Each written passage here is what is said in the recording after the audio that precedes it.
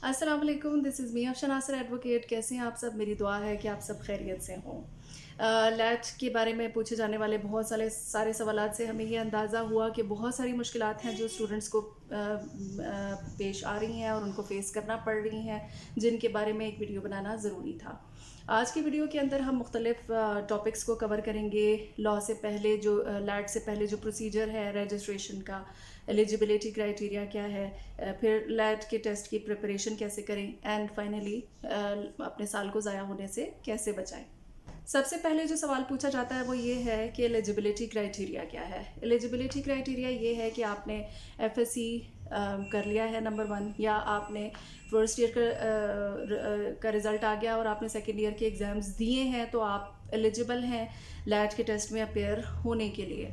आपके numbers FSc के 50% हैं, या आप फर्स्ट ईयर के अंदर आपने इतने नंबर्स लिए हैं कि आप ये अज्यूम कर सकते हैं कि एफएससी के टोटल नंबर्स जो हैं वो आपके अराउंड 50% या उससे ज़्यादा बन जाएंगे, तो आप एलिजिबल हैं लैट के टेस्ट में अपीयर होने के लिए। सेकंड क्वेश्चन कि इसमें रजिस्टर कैसे करें लैट की, क्योंकि एचईसी के अंडर कंडक्ट किया जाता है, तो आप के लिए सारी की सारी इन्फॉर्मेशन एचईसी की वेबसाइट के ऊपर मौजूद है। इवन आप रजिस्ट्रेशन भी ऑन अ क्लिक अपने मोबाइल फ़ोन के ऊपर अपने घर के अंदर बैठकर रजिस्टर कर सकते हैं। इसके लिए अगर कुछ मुश्किल है और आपको लगता है कि आपको कंसल्ट करना चाहिए, तो आप ऐसे जिस इंस्टीट्यूशन के अंदर एडमिशन लेना चाह रहे हैं वहाँ जाएं, और वहाँ से आपको फॉर्म भी मिल जाएगा और सारी का सारी डिटेल्स भी मालूम हो जाएंगी। मगर सिंपल ये है कि आप ऑनलाइन रजिस्टर कर सकते हैं, which is not a very difficult procedure. बहुत आसानी के साथ, बहुत सिंपल अंदाज के अंदर एचईसी ने सारा कुछ अपनी वेबसाइट के ऊपर एक्सप्लेन कर दिया है। ये बात कि टेस्ट कब कंडक्ट किया जाता है, टेस्ट एवरी 2 मंथ्स कंडक्ट किया जाता है, अराउंड एवरी 2 मंथ्स कंडक्ट किया जाता है। एक का रिज़ल्ट आता है तो उसके बाद तकरीबन 2 महीने का टाइम मिलता है, और उसके बाद दूसरे टेस्ट की डेट अनाउंस कर दी जाती है, और 2 महीने के टाइम पीरियड के अंदर सेकेंड लैब टेस्ट अनाउंस कर दिया जाता है। अब बात आती है टेस्ट के पैटर्न की और टेस्ट की तैयारी की। टेस्ट के पैटर्न की बात मैं यहाँ पर मेंशन कर दूँगी कि टेस्ट में सब्जेक्ट्स कौन कौन से शामिल हैं और उनमें नंबर्स की सेग्रीगेशन कैसे होती है।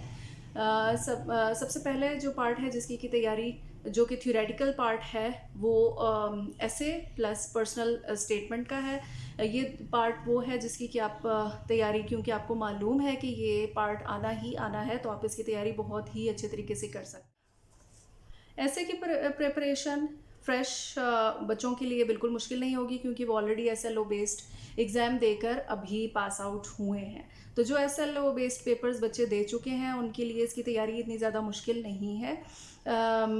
टेस्ट के लिए ऐसे के लिए आपको 200 वर्ड्स प्रोड्यूस करने हैं, जो कि पेज की एक साइड, दूसरी साइड और तीसरे पेज का एक क्वार्टर या उससे कुछ ज़्यादा के ऊपर आपके 200 वर्ड्स पूरे हो जाते हैं। मैट्रिक के अंदर आपको बताया जाता है कि टेस्ट ऐसे जो है वो 3 हिस्सों पर मुश्तमिल होता है। एक इंट्रोडक्शन, दूसरी मेन बॉडी और तीसरी उसका कंक्लूजन या आपकी फाइंडिंग जो भी उस टॉपिक के बारे में है। इन्हीं ही 3 हिस्सों के ऊपर एक ऐसे जो है वो कंसिस्ट करता है। अब इसकी तैयारी कैसे करें? तैयारी के लिए आप रफ स्केच के तौर पर, जिस तरीके से आपने अपने एफएससी के एग्ज़ाम के अंदर किया होगा भी रिसेंटली, रफ स्केच के तौर पर करंट अफेयर्स में से सोशल इश्यूज़ के ऊपर कोई इशू देख लें, टेक्नोलॉजी के ऊपर एक ऐसे देख लें, अपनी किसी जर्नी के ऊपर एक ऐसे देख लें, अपना इंटरेस्ट लॉ के अंदर उसके ऊपर एक ऐसे जो है उसको प्रिपेयर कर लें। इंग्लिश न्यूज़पेपर के कुछ आर्टिकल्स को देख लें। इनसे ये नहीं होगा कि इनमें से कोई टॉपिक एग्ज़ाम में आने वाला है, इससे आपको हेल्प एंड सपोर्ट मिलेगी आपके वर्ड्स की सिलेक्शन के अंदर। वर्ड आपको जो सिलेक्ट करने हैं वो इडियमेटिक इंग्लिश होनी चाहिए, अच्छे वर्ड्स का इस्तेमाल होना चाहिए, अच्छा इंट्रोडक्शन होना चाहिए, अच्छी मेन बॉडी होनी चाहिए। इंट्रोडक्शन किसी टॉपिक के बारे में आपका क्या ख्याल है कि वो चीज़ क्या है। फॉर एग्जांपल अगर हम देखें आजकल इकोनॉमिक क्राइसिस जो कि मुल्क के अंदर आया हुआ है, आपका कि इसके बारे में राय क्या है कि ये इकोनॉमिक क्राइसिस क्या है। This would be your introduction. Later on main body के अंदर आप उस क्राइसिस को पूरे का पूरा एक्सप्लेन कर देंगे और फाइंडिंग कि आप क्या सजेस्ट करते हैं कि इस क्राइसिस को ओवरकम करने के लिए आपको क्या करना चाहिए। ये कंपैरेटिवली एक मुश्किल टॉपिक होगा आपके लिए, इसलिए टॉपिक वो चूज़ करें जिसके बारे में आप वर्ड्स को प्रोड्यूस कर सकें। तो आपके लिए 200 वर्ड्स प्रोड्यूस करना बिल्कुल भी मुश्किल नहीं होगा।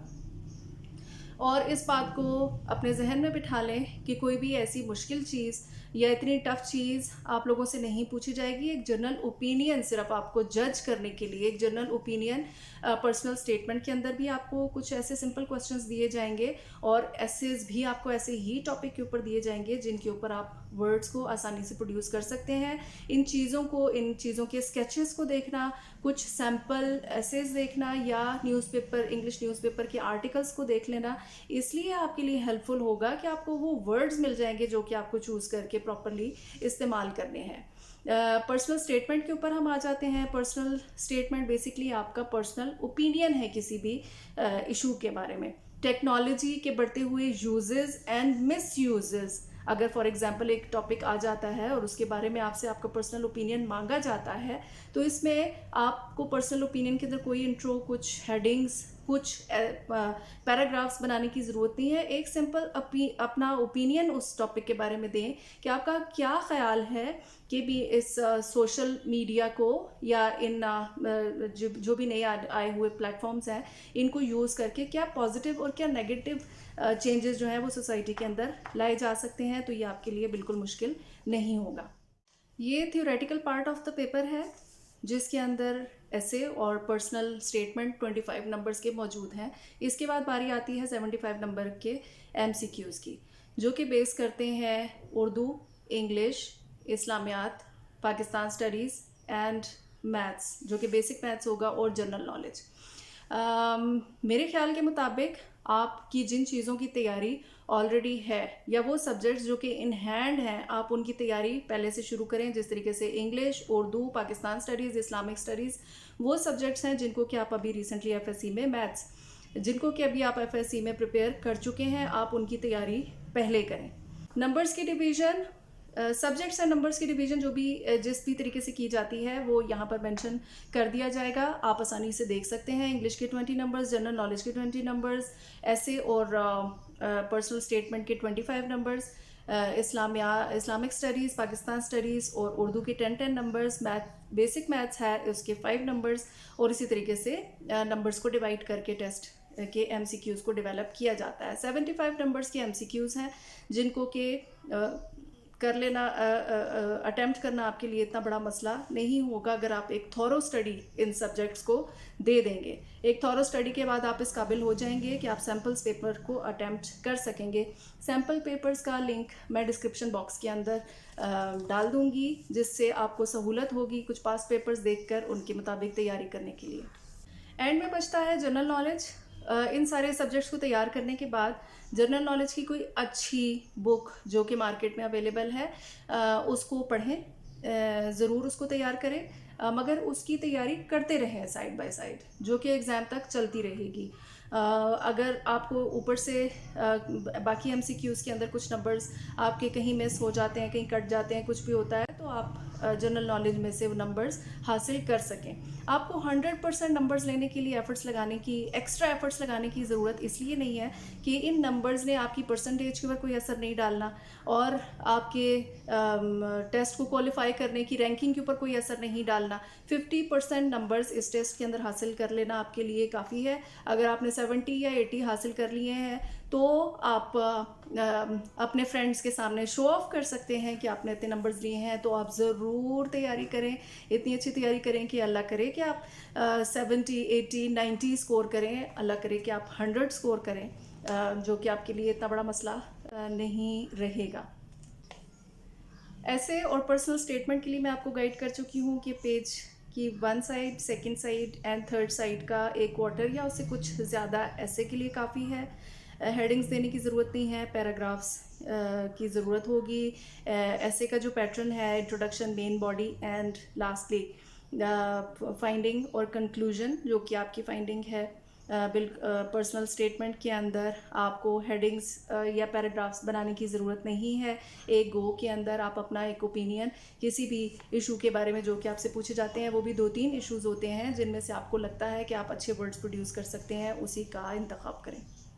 इंग्लिश की प्रिपरेशन के लिए सिनोनिम्स, एंटोनिम्स और प्रेपोजिशंस हैं जिनकी कि आपको तैयारी करनी है। इन्हीं में से ट्विस्ट्स एंड टर्न्स के साथ कुछ क्वेश्चंस पूछ लिए जाते हैं। जब आप सैम्पल पेपर्स देखेंगे तो आपको अंदाज़ा होगा कि एक ही क्वेश्चन थोड़ा सा ट्विस्ट करके पिछले पेपर के अंदर आया, और वो ये था कि चूज़ द करेक्ट वर्ड। वो भी इन्हीं वर्ड्स में से कुछ वर्ड्स थे जिनका कि चुनाव करके आपने लिखना था, जो कि सिनोनिम, एंटोनिम या प्रपोजिशंस में से ही था, मगर क्वेश्चन को ट्विस्ट किया जा सकता है, जिसके लिए आपको प्रिपेयर होना चाहिए। On, it, for, the, about, all these words जो कि ब्लैंक्स के अंदर आपको फिल करने होंगे। MCQs को पिक करना, उनको अप्रोप्रिएट जगह पे लगाना, आपको थोड़ा सा दिमाग से काम लेना होगा। ऑप्शंस चूज़ करते हुए वो क्वेश्चंस जिनका आंसर आपको 100% श्योर आप जिस आंसर में नहीं है, तो वो ऑप्शंस देखें जो कि 100% इसका जवाब नहीं हो सकते, तो आपको थोड़ी सहूलत हो जाएगी ये समझने में कि इस MCQ का जवाब क्या होगा। चूज़ करेक्टली, चूज़ वाइजली उन ऑप्शंस को, तो आपको नंबर्स गेन करने के अंदर इतना प्रॉब्लम नहीं होगा। Last but not the least, हमारा फाइनल आज का क्वेश्चन कि साल को ज़ाया होने से कैसे बचाएं। आप सेकेंड ईयर के रिज़ल्ट आने का और उसके बाद लैट के लिए अप्लाई करने का इंतज़ार मत करें। आप एग्ज़ाम, सेकेंड ईयर का एग्ज़ाम देने के बाद जो भी फ़र्स्ट पॉसिबल अपॉर्चुनिटी है, जो भी डेट अनाउंस हुई है लैट की, उसके लिए रजिस्टर कर लें और उसके लिए अप्लाई कर लें। इससे ये होगा कि आपका जब लैट का टेस्ट होगा तो उसके अराउंड कहीं आपका सेकेंड ईयर का रिज़ल्ट भी आ जाएगा, और लैट के रिज़ल्ट के आने के बाद आपका सेकेंड टेस्ट जो अनाउंस होता है उसमें 2 महीने का गैप होता है, और उस दौरान कॉलेज अपने अपने एडमिशन्स कर रहे होते हैं। तो आपका अल्लाह ना करे अगर फर्स्ट चांस जो है वो मिस हो जाता है और आप उसको क्वालिफाई नहीं कर सकते, तो आप सेकेंड चांस तक कॉलेज में एडमिशन के लिए एलिजिबल होंगे और आपके लिए सीट मौजूद होगी, तो आपके लिए प्रॉब्लम नहीं होगा। सेकंड टेस्ट के अंदर आप इंशाल्लाह ज़रूर क्वालिफाई कर लेंगे और आपका वो साल ज़ाया होने से बच जाएगा। इस बात को जहन में रखें। अगर आप थर्ड या फोर्थ चांस को अवेल करने के लिए जाते हैं तो ऐसा होता है कि कॉलेज अपने एडमिशन्स क्लोज कर देती हैं, उनकी सीट्स ख़त्म हो जाती हैं, तो आपके लिए एडमिशन मसला हो जाता है। इसलिए अपने सेकेंड ईयर के रिज़ल्ट का, FSC के रिज़ल्ट का वेट मत करें, बल्कि अपने एग्ज़ाम देने के बाद फर्स्ट पॉसिबल लैट जो भी अनाउंस हुआ है उसके लिए रजिस्टर करें और उसमें अपीयर हो जाए। उम्मीद है कि आपको आसानी से सारे का सारा प्रोसीजर समझ में आ गया होगा, जो कि इतना मुश्किल नहीं है। जिन बच्चों ने SLO बेस्ड एग्ज़ाम्स अभी रिसेंटली दिए हैं उनके लिए तो ये बिल्कुल भी मुश्किल नहीं होगा इसको ऑप्ट करना और इसको अटैम्प्ट करना। सो डू वर्क हार्ड, अपने कीमती वक्त को ज़ाया होने से बचाएं, मेहनत करें और कामयाबी हासिल करें। कोई भी चीज़ आपके रास्ते में रुकावट नहीं बनेगी इंशाल्लाह। उम्मीद है आज की वीडियो आपके लिए हेल्पफुल साबित हुई होगी।